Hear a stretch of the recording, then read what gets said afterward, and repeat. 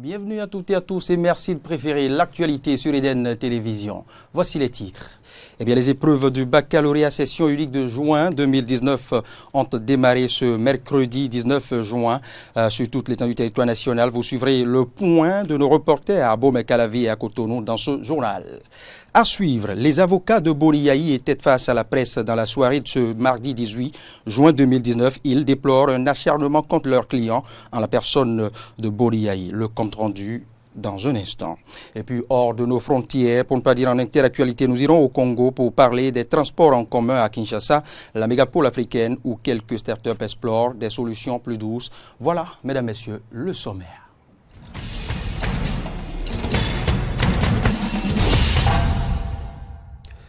Vous faites bien de préférer l'actualité sur Eden Télévision. Je vous l'annonçais en titre, le démarrage du baccalauréat session unique de juin 2019 est effectif sur toute l'étendue du territoire national. Ce mercredi matin, dans le centre de composition de CEG1 d'Abomey-Calavi plonge 1620 candidats pour les épreuves de la série de A2. Voilà, j'y arrive. Plus de précision maintenant avec Fontenelle Hessou et Fiacre Voitan.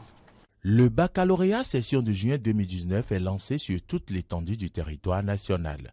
Au collège d'enseignement général 1 à Abomey-Calavi, ils sont au total 1620 candidats répartis dans 54 salles. La première épreuve de composition a effectivement démarré dans de bonnes conditions. Le démarrage s'est bien passé, vous l'avez vu. À 7h moins déjà, nous on a commencé par faire l'appel des candidats, on les a orientés dans les salles et puis les surveillants aussi, on a fait leur appel et après on a commencé par faire le dispatching des candidats, des surveillants dans les salles de classe. Premier paire et leur deuxième paire est parti avec l'épreuve et le code de l'épreuve et nous on est parti dans une salle pour lancer. Ici nous avons série A2. Et là, nous avons 54 salles multipliées par 30. 30 par salle. Nicolas Rontondi lance un appel à la sérénité et invite par la même occasion les parents d'élèves à jouer pleinement leur partition. À l'appel des parents, je leur dirais simplement d'être calmes, d'accompagner les enfants ces 3 jours. Et puis, arriver à la maison, il faudrait qu'ils disent aux enfants, à leurs enfants, est-ce que pour demain, là, est-ce que tu as ta convocation, tu as ta carte d'identité mis quelque part, parce que les candidats changent souvent de tenue. Et là, on va dire, j'ai oublié. Donc, il faut que les parents suivent les élèves pour que nous n'ayons pas ces problèmes durant ces 3 journées. Bonne chance à tous les candidats. Et je leur ai déjà dit, ils doivent être sereins. Ils sont sereins et vous avez vu, tout est bien parti et on aura de très bons scores. Il faut noter également que le baccalauréat session unique de juin 2019 prendra fin le samedi 22 juin. En attendant, bonne chance aux candidats. Pendant ce temps, à Cotonou, le centre de composition de CEG Zogbo a accueilli 710 candidats. Le préfet Jean-Claude Kodia et le maire par intérim de la ville de Cotonou s'y sont rendus pour lancer les épreuves du baccalauréat de session unique de juin 2019. Roland Torinques et Damien Pedro nous font le compte rendu. C'est parti pour le baccalauréat session unique de juin 2019. Ici, au centre de composition du CEG Zogbo, le préfet par intérim du littoral, Jean-Claude Kodia, et le maire intérimaire de la ville de Cotonou, Isidore Yolonfou, ont procédé au lancement officiel des épreuves pour le compte du département du littoral. Le directeur départemental de l'enseignement secondaire présente les statistiques. Nous avons 13 466 candidats. Ils sont répartis dans 18 centres de composition. Ici, nous sommes à Zogbo. Les superviseurs sont en place, les surveillants et puis les élèves sont là. Et l'examen a bien démarré. Le secrétaire général de la préfecture du littoral et le maire par intérim de la ville de Cotonou remercient tous les acteurs du système éducatif pour les efforts consentis au cours de l'année scolaire. Nous devons remercier également les syndicats et pour la compréhension dont ils ont fait preuve, ainsi que leur discipline. Nous devons remercier également les élèves qui se sont bien comportés et qui ont été studieux tout au long de l'année. Je crois donc que c'est une œuvre commune. Nous devons dire toute notre reconnaissance au nom des populations de Cotonou au chef de l'État et à tout son gouvernement, à tout le corps enseignant, à leur grade et qualité, pour tous les efforts, pour tout le dispositif qui a été mis en place, d'abord pour qu'on ait une année scolaire très apaisée. Souhaitons que les résultats soient à la hauteur de toutes ces dispositions qui ont été prises. 710 candidats répartis dans 27 salles composent ici au CEGESOGBO, nous a confié le chef centre Pascal Kwadjadan. Rappelons qu'au plan national, ils sont au total 100 017 candidats à plancher. Les compositions prendront fin officiellement le samedi prochain. Loin des activités pédagogiques, les avocats de Boniaï étaient face à la presse dans la soirée de mardi 18 juin 2019. Une sortie au cours de laquelle les maîtres Renaud Agbodio et Atita Kato ont déploré un certain nombre de faits. Je vous invite maintenant à les suivre au micro de Frédéric Espoir Roumambou et Romaric Devoshi. Je veux dire par là que le contenu de ce communiqué, nous autres, nous le percevons comme la perception du gouvernement en cette affaire-là, la perception du gouvernement sur la personne de Yahi Boni. Nous la percevons comme la perception du garde des Sceaux sur la personne de Yahi Boni. C'est le premier élément, ça. Le deuxième élément sur lequel je dois pouvoir revenir, le procureur de la République dit dans son communiqué que la personne que M. Yahi Boni est personnellement impliquée dans les événements du 1er et 2 mai 2019. Mais nous autres, comme lui, nous avons accès au dossier de la procédure, à moins que nous n'ayons pas le même dossier. Nous savons par rapport à quel dossier la convocation de M. Yahi Boni a été émise. Nous en connaissons le contenu. Ah, peut-être qu'il a des contenus de ce dossier qu'on nous a cachés. Et si tel était le cas, ce n'est pas légal, c'est interdit. Nous devons tous avoir accès au même dossier. Ça, c'est le deuxième élément. Le troisième élément qu'il faut dire, c'est que par ce communiqué, c'est que le parquet et sa hiérarchie rejettent les démarches antérieures que nous avons amenées auprès du juge, notamment les problèmes de santé de M. Yahi Boni. C'est qu'il rejette cela. Parce que on en arrive à des mesures de coercition contre quelqu'un que lorsque l'intéressé a délibérément, c'est délibérément soustrait. Mais M. Yahi Boni ne s'est pas délibérément soustrait. Il s'est expliqué et nous avions fourni les preuves de l'explication. C'est qu'ils l'ont rejeté. Or, ils sont deux à être convoqués. Les deux se sont excusés. Les deux se sont excusés. C'est sur un qu'il a acharnement, sur un il n'a pas acharnement. Le communiqué de ce matin ne parle même pas du tout du second. Maintenant, ouvert le registre justice pour dire que le procureur de la République près le tribunal de première instance de Cotonou a donné un point de presse ce même jour, pour ne pas dire mardi 18 juin 2019, sur la situation sécuritaire de l'ancien président de la République Thomas Boliaï, Mario Mentornou. Le procureur donc a précisé que des éléments en possession de la justice permettent désormais de prouver l'implication de l'ancien chef d'État Boliaï dans les violences à Kadiaou au sujet de sa supposée arrestation. Et bien, face à cette situation, le procureur, dans son point de presse, a annoncé des mesures coercitives à l'encontre de Thomas Boliaï. Et nous poursuivons ce point de l'actualité sur Eden Télévision. Nous changeons de registre maintenant. Nous sommes dans le Monokoufo. Les préfets des deux départements ont lancé ce mardi 18 juin une phase importante du processus de rétablissement de paix sur le périmètre des coopératives agricoles de Ouin à Gama. Il s'agit d'une audience foraine devant conduire à l'actualisation de la liste des coopératives, source des intermittents conflits dans les Palmeraie de Rouen, Koudo, Agamin et autres. Voici le compte-rendu de Jonas Boshi. La médiation des préfets du Mono et du Koufo a enfin conduit à un consensus sur les principes d'actualisation de la liste des coopérateurs dans les coopératives agricoles des CAR et URCAR de Rouin-Agamay. Il s'agit d'une opération devant conduire à l'établissement des actes de décès aux coopérateurs défunts et des actes de naissance à leurs héritiers qui n'en disposent pas. Dans cette opération, nous avons eu la malchance de perdre beaucoup de parents. Beaucoup de parents sont décédés. Mais comment faire pour que les ayants droit puissent être reconnus dans ce système-là? Beaucoup n'ont pas date de naissance. On ne peut pas prouver aujourd'hui que tel ou tel autre est décédé. D'où la nécessité pour le parquet d'intervenir pour que les audiences foraines nous conduisent à l'obtention des actes de naissance ou des actes de décès.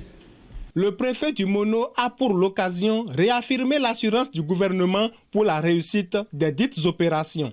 Le gouvernement de notre pays, dans sa volonté de faire en sorte que les pièces d'état civil cessent d'être des handicaps à l'épanouissement des Béninoises et des Béninois, a pris toutes les dispositions utiles et nécessaires pour assurer le succès de cette opération.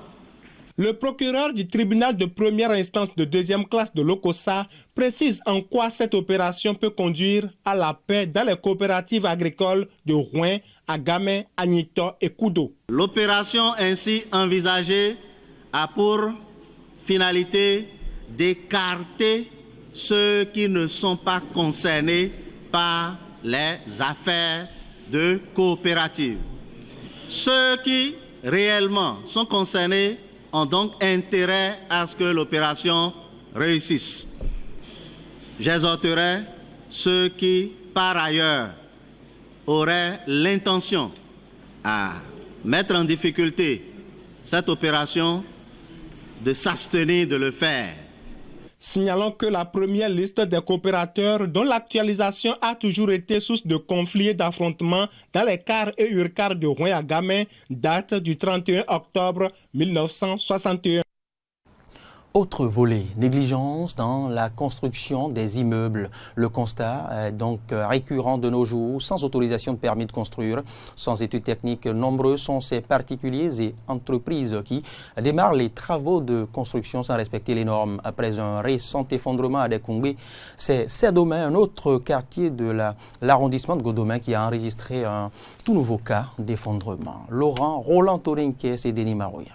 Voici ce qui reste de cet immeuble en construction ici au quartier Sedomé dans l'arrondissement de Godomé. Un bâtiment dont les travaux démarrés il y a quelques 3 ou 4 mois n'ont pu aller à terme et pour cause, cet effondrement survenu il y a environ 1 mois. Des travaux démarrés sans permis de construire ou études techniques, croient savoir certains riverains. Pas de permis de construire, donc sans études techniques, ils ont démarré les constructions devant nous. Nous, étant membres de la commission de recasement, une partie, une frange, on s'est étonné. Et voici aujourd'hui ce que Dieu nous a montré. Ces restaurants, un grand restaurant, ils ont mis là, ils veulent mettre là. Supposons que le restaurant était installé et que nos cohabitants, les enfants de Sedomé, étaient sous le là, qu'est-ce qui allait se passer? Drame. Et on allait accuser qui? Le diable. Non, ne cherchons pas et n'allons pas tirer la queue du diable nous-mêmes. Marcel Bada affirme avoir fait des démarches pour alerter les autorités communales, mais en vain. Le président de la commission des infrastructures et travaux publics et le directeur des services techniques de la mairie d'Abomey-Calavi, joints au téléphone par nos soins, n'ont pas souhaité répondre à nos sollicitations. Ce faisant, la question de savoir si le promoteur du bâtiment dispose d'un permis de construire reste une énigme sur laquelle nous continuons nos enquêtes. Le chef quartier Sedomé, quant à lui, a accepté de nous livrer sa version des faits. Je suis en train de creuser la fondation quand je me suis présenté sur les lieux. J'ai demandé à rencontrer l'entrepreneur. Je veux l'entrepreneur parce que d'abord vis-à-vis de vu ceux qui sont en train de creuser, non seulement la profondeur, comment ils sont en train de préparer le béton, le ferraille, les ferrailles qu'ils sont en train d'utiliser là ne sont pas de normes, les ferrailles de normes. J'ai interpellé les travailleurs qui sont les maçons qui sont là, que si le patron entrepreneur est là, de m'appeler, il est demandé à se présenter dans mon bureau pour des questions. Parce que je dois contrôler le plan, c'est-à-dire s'ils ont leur OK devant la DST. À un moment, j'ai stoppé les travaux que je veux sincèrement rencontrer l'entrepreneur. Mais tous mes efforts furent vains. Voilà des situations qui interpellent autorités locales, communales et promoteurs immobiliers qui mettent en relief la problématique du respect des normes architecturales et des études techniques, notamment l'étude de sol indispensable dans les travaux de construction pour éviter d'exposer les populations au drame. L'actualité se poursuit mais s'ouvre maintenant au Congo-Kinshasa. Chaque jour, on joue les sardines, déclare Espérant Kachama, étudiant en droit. Il vit au quotidien la congestion des moyens de transport en commun à Kinshasa. La mégapole africaine où quelques startups ont tout de même commencé à explorer des solutions plus douces, plus fiables, mais tellement chères. Suivez le reportage pour vous en convaincre. Des passagers qui se battent pour monter dans un bus, c'est une galère quotidienne à Njili, une commune populaire de Kinshasa. À 7 h du matin, des milliers d'employés et d'étudiants tentent de rejoindre le centre-ville. Mais faute de transport collectif suffisant, difficile d'arriver à l'heure et en forme. Chaque jour, nous sommes entassés comme les sardines dans des boîtes. Il faudrait qu'il y ait quand même le respect du corps de chaque personne. Nous mettons debout, on arrive fatigué, on n'arrive pas à bien étudier. Il faut qu'on nous ajoute vraiment des bis. Autre solution pour se déplacer dans la mégalopole, les taxis et les taxibus. Pour éviter les ravisseurs de passagers, les véhicules doivent désormais être de couleur jaune et afficher leur matricule. La course coûte 30 centimes de dollars et si les taxis sont de plus en plus nombreux dans la ville, l'offre reste malgré tout insuffisante. À cette heure, c'est un peu difficile puisqu'il y a des gens qui sortent du travail et tout ça. Mais j'espère que j'en trouverai un. Certaines start-up, rêvant d'imiter le succès de Uber, cherchent à lutter contre le manque de transport et leur insécurité. Patricia a fondé Ubiscabs, une application pour réserver un véhicule avec chauffeur. Expatriés et cadres congolais peuvent réserver une voiture pour un prix entre 10 et 40 dollars. Pratique, mais hors de prix pour la majorité de la population. L'objectif également aujourd'hui, c'est de pouvoir toucher toutes les classes sociales. Là, on a commencé avec une classe moyenne, mais on voudrait garder le même standing, mais avec les différents modèles de véhicules, afin de pouvoir répondre aux besoins de toute la population. Mais les besoins sont immenses et les Kinois misent sur tous les moyens à leur portée, comme les taxis-motos. L'enjeu des transports collectifs est un défi immense pour la 3e plus grande ville d'Afrique et ses 10 millions d'habitants, dont la population pourrait encore croître dans les années à venir. Turquie à présent à quelques milliers de voix près. Ekrem İmamoğlu a été élu maire d'Istanbul en mars dernier et pourtant il a dû reprendre le chemin de la campagne. La raison, vous le savez peut-être pas, eh bien son élection a été annulé par la commission électorale. Comme il n'a pas les faveurs des différentes télévisions turques, eh bien, il a choisi donc de privilégier les réseaux sociaux. Son équipe de campagne filme au quotidien en direct chacun de ses déplacements en campagne. 3 à 4 bains de foule par jour jusqu'au jour de vote le dimanche 23 juin. Reportage. À quelques milliers de voix près, il a été élu maire d'Istanbul en mars dernier. Et pourtant, il a dû reprendre le chemin de la campagne, son élection annulée par la commission électorale. Comme il n'a pas les faveurs des télévisions turques, il choisit de privilégier les réseaux sociaux. Son équipe filme en direct chacun de ses déplacements de campagne, 3 à 4 bains de foule par jour jusqu'au vote de dimanche 23 juin. En mars, nos vidéos faisaient en moyenne 25-30 000 vues. Mais là, chaque vidéo fait 1,5 million. Et c'est juste pour cette plateforme. Sur Facebook, sur YouTube, sur Twitter, on fait tout autant. De 350 000 followers sur Twitter, le candidat de l'opposition est passé à plus de 2,5 millions. Une campagne hors des circuits traditionnels, hors des discours politiques turcs habituels aussi. Là où le parti du président Erdogan, l'AKP, attaque l'opposition en permanence, la traitant de terroriste, İmamoğlu, lui, fait le choix de rassembler. Est-ce que vraiment la moitié du pays est composée de terroristes ? Pourquoi les gens doivent se haïr ? On peut ne pas être d'accord, ça c'est une chose, mais il faut se respecter. C'est ça dont notre société a besoin. Un discours vu par ses détracteurs comme naïf, voire simpliste, mais qui lui a probablement valu sa première victoire il y a 3 mois, la société turque ultra polarisée n'y étant pas habituée. Candidat d'un parti laïque, il est lui-même musulman pratiquant et parvient à séduire à la fois les conservateurs et les libéraux. On voit chaque jour à la télé les débats jusqu'au soir. Nous ne voulons plus de cette agressivité. Nous voulons vivre dans l'unité et le respect. Nous savons que tout ira bien. Il est extraordinaire. C'est l'homme que nous attendions. Il est venu. Tout ira bien. Tout ira bien, c'est même devenu le slogan de campagne d'Ekrem İmamoğlu pour Istanbul. Encore quelques jours de campagne pour le candidat et son adversaire, l'ancien Premier ministre Binali Yildirim. La ville de 15 millions d'habitants aura peut-être enfin un maire élu dimanche soir. Et c'est en France que nous avons choisi de mettre un terme à ce point de l'actualité sur Eden Télévision. Avant, je ne pouvais pas aider mes enfants à faire leurs devoirs. Maintenant, c'est un plaisir pour moi, précise Dionkunda Kanouté, qui participe à un dispositif bientôt renforcé qui consiste à ouvrir l'école aux parents étrangers pour leur permettre de s'impliquer davantage dans le renforcement psychopédagogique de leurs enfants. Reportage.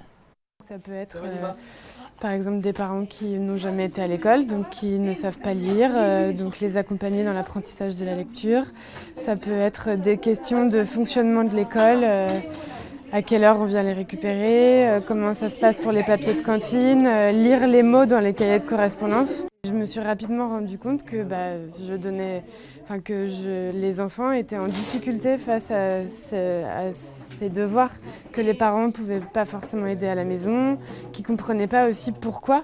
Je leur demandais par exemple en CE1 d'avoir des listes de mots et d'avoir quelques mots à apprendre, à savoir écrire par cœur, comment on fait pour apprendre à écrire un mot. Enfin, c'est toutes ces choses-là vraiment où je ne me rendais pas compte à quel point ça pouvait mettre les parents et les enfants en difficulté. Avant, je ne faisais pas, donc je ne connaissais pas. Mais maintenant, c'est un plaisir, vraiment. Et pour une maman, rien n'est beau d'aider ses enfants vraiment à faire leurs devoirs. C'est comme si vous étiez dans une obscurité et que vous êtes sorti dedans. Oui, elle a fait beaucoup de progrès en français. Et voilà, et je suis fière. Ce sera donc tout pour ce point de l'actualité sur Eden TV. Merci de l'avoir suivi. Je vous précise que l'actualité se poursuit sur les différentes plateformes Twitter, Facebook, YouTube et sur notre site internet www.benin-eden.tv. Bon appétit et à très vite.